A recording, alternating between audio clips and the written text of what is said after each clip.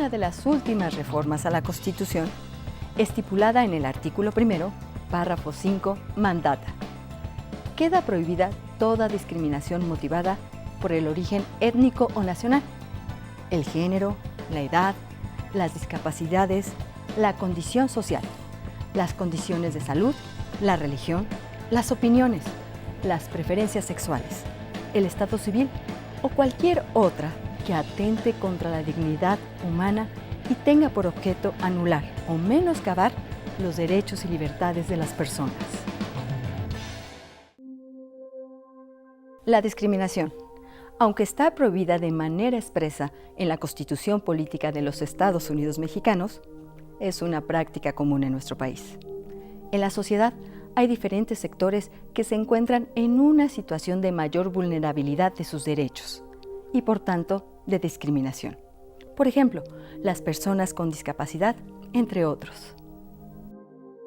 En este sentido, el Instituto Nacional Electoral presenta una serie de cápsulas informativas dirigidas tanto al propio personal del instituto como al público en general, para que se conozcan las acciones institucionales que se llevan a cabo para que la ciudadanía mexicana pueda ejercer su voto en las mejores condiciones y, por tanto, sin discriminación. El maestro Jesús Toledano Landero, director general del Consejo Nacional para el Desarrollo y la Inclusión de las Personas con Discapacidad, CONADIS, nos habla acerca de la posición que tiene ese consejo respecto al compromiso por los derechos políticos de las personas con discapacidad, la no discriminación y la promoción del voto. Que en el país vivimos cerca de 7.7 millones de personas con alguna discapacidad. Y bien lo preguntas, ¿qué es la discapacidad? Pues bueno, somos una población de personas que enfrentamos limitaciones físicas o sensoriales, o intelectuales o mentales, físicas.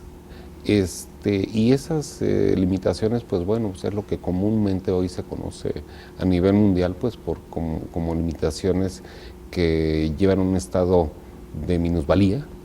Las limitaciones se denominan las discapacidades y eso afecta hoy día a 1.200 millones de personas en el planeta. ¿Qué representa la discapacidad? Pues bueno, enfrentarse a miles de obstáculos para incorporarte al desarrollo, para realizar las tareas de la vida diaria, salir a la escuela, tomar un transporte, caminar por las calles, tener servicios de salud o de educación. Pues bueno, eso se vuelven, en vez de facilidades, en vez de convertirse en derechos que deberíamos estar recibiendo, pues se convierten hoy en día en obstáculos que hay que superar. Y hay que trabajar precisamente para lograr que la gente tenga derecho a lo básico, a que garanticemos precisamente las posibilidades para que la gente se pueda desarrollar. Más que hacerse responsable, se tiene que ser consciente. Hoy tenemos datos pues abrumadores, yo diría, no solamente de que somos ya más de 1.200 millones de personas con discapacidad en el mundo, sino de que todos los habitantes de este planeta, en alguna parte de su vida, vivirán alguna discapacidad. Ese es lo más abrumante que tenemos que entender. Ya no es un tema de un sector de la población. Todos los habitantes del planeta enfrentarán alguna discapacidad, por alguna enfermedad, por la edad avanzada, por algún accidente, por alguna circunstancia violenta, etcétera. Entonces, esto es algo que tenemos que apresuradamente sí promover entre nuestra sociedad, de que ya no se trata de los derechos exclusivos de ciertas personas, ni se trata solamente de pensar que obstaculizamos una rampa o que obstaculizamos un espacio de estacionamiento, va más allá. La discapacidad es enfrentarse a todas las barreras físicas y sociales del entorno. Y ese es el gran reto que tenemos en todo el mundo, y no solamente en México, en todo el mundo. Y por eso estamos aquí. Por eso estamos aquí en el Instituto Nacional Electoral. El hecho de que se estén promoviendo los derechos incluye los derechos políticos. Y los derechos políticos significa algo muy simple. tengo el derecho de votar y mi voto se convierte precisamente en la voz de la democracia y yo quiero que se gobierne de tal o de tal forma o de tal manera. Es ejercer mi derecho de elección y así lo podemos describir para cada uno de los derechos que hoy protege la Convención. Tenemos que pensar que es el entorno el que nos afecta, es el entorno el que tenemos que sí trabajar en modificar para beneficio y la inclusión de todos. La inclusión de la infancia, la inclusión de los jóvenes, de las mujeres. Ya reitero, no solamente se trata de pensar que una simple rampa pueda ser útil para una silla de ruedas. Se trata de pensar que puede ser útil para una persona adulta mayor, para un niño que le facilitamos y le evitamos algún accidente, para una mujer que pueda estar en situación de embarazo y le facilitamos el camino. ¿Qué puedo decir? Yo creo que hoy tenemos que pensar fuertemente en que la inclusión representa la posibilidad de que las personas tengan una mejor calidad de vida. Sí, a partir de 2006, Naciones Unidas aprobó una convención, lo que se conoce como es un instrumento jurídico dentro de los que aprueba Naciones Unidas, aprueba tratados, aprueba convenciones, en fin, realiza acuerdos. Y la convención es un instrumento jurídico en el que se trabajó más de 5 años, a partir de la propuesta de Gilberto Rincón Gallardo de Naciones Unidas. Y la propuesta fue un instrumento jurídico para proteger los derechos de personas con discapacidad. ¿Qué pasaba antes? Pues desde los 80 se ha venido trabajando en proteger los derechos, en promover los derechos de las personas, en promover acciones de los gobiernos pues, para que la población pueda estar incluida, pueda estar mejor protegida, pueda tener desarrollo, pueda tener inclusión social, no solamente integración, sino inclusión. Y esto ha venido pasando desde los años 80, en que se promovió el primer programa de acción mundial. Posteriormente, 10 años después, esto fue en 1981, y 10 años después se empezó a promover otro instrumento que fue las normas uniformes para la igualdad. Y posteriormente, otros 10 años después de empezar a revisar qué estaba pasando, pues bueno, Naciones Unidas identificó que muy pocos países en el mundo habían hecho caso o cumplido con estas normas. Y desafortunadamente en esa lista de los incumplidos pues estaba México, como muchos otros. Prácticamente toda Latinoamérica, muchos países de Europa también estaban al margen del tema, siguen estando al margen muchos países en el mundo. Y entonces lo que se promovió fue una acción más contundente y que fue lo que promovió e impulsó Gilberto. El hecho de que Naciones Unidas pudiese establecer una convención de tal manera que esto comprometa a los gobiernos pertenecientes a Naciones Unidas. Esto ocurrió en 2006 y en 2006 este instrumento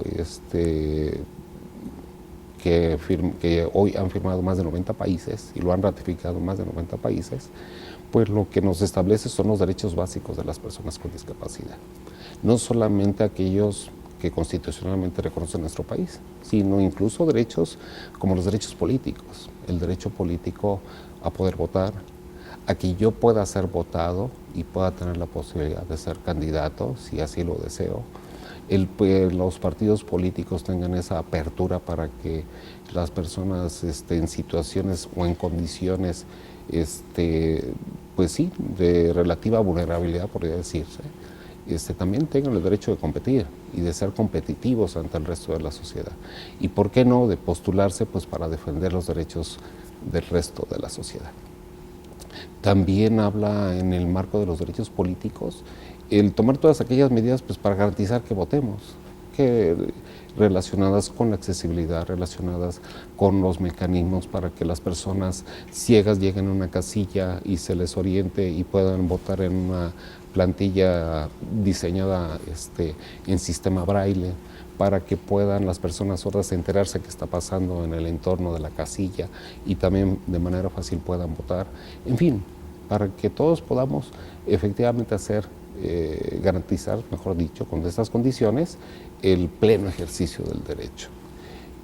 Y así estamos en una serie de temas que hoy tenemos que trabajar para que se legisle en el derecho a la no discriminación, a la igualdad de oportunidades, a la salud, a la educación, al trabajo, a la libertad de expresión, que también se piensa que no era un derecho, pues es un derecho, la libertad de expresión para nosotros, el poder sí tener las facilidades y las condiciones para que una persona se pueda comunicar y decir qué le está pasando o qué le está molestando de torno o qué se requiere hacer, externar la opinión libre como cualquier otro ciudadano en una democracia.